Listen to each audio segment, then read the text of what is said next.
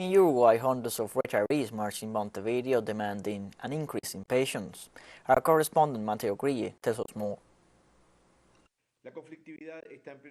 Conflict is on the rise in Uruguay, and now it was the senior citizens who took to the streets in order to protest. A multitude from the National Organization of Retirees and Pensioners took to the streets to make their voice heard in the face of the rising cost of living and the fall in purchasing power. They are really governing for what they once say were the rich ones. That they are in a country that is moving forward because we are better off. But we are better off because we have sold more, because we have sold at lower prices. But those revenues remain in the hands of a few, and among others, the retirees and pensioners continue to receive insufficient pensions and benefits.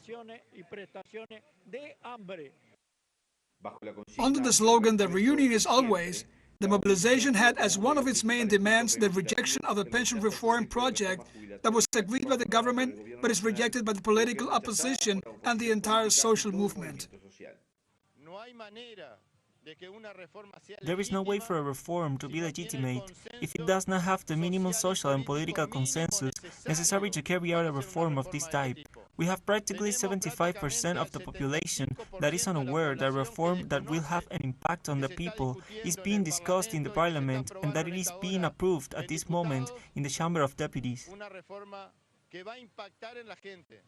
The hundreds of retirees who mobilized went to Independence Square in front of the government headquarters, and there they demanded that their right to a decent life be respected. Reivindicamos una vez más nuestros derechos, los derechos de todos los jubilados y pensionistas, de todos nuestros adultos mayores. We claim once again our rights, the rights of all retirees and pensioners, of all senior citizens. We do have rights, the right to life, to maintain the quality of life and to live with dignity. And here, we are demonstrated that we are going to defend those rights. The retirees also demanded to be received by President Luis Lacalle Pou, who has systematically refused to listen to them. In fact, he's the first president since the recovery of democracy 38 years ago not to meet with the largest organization of retirees in the country. The retirees said that they will continue to take to the streets demanding better living conditions for all. Mateo Grille, TeleSUR, Montevideo, Uruguay.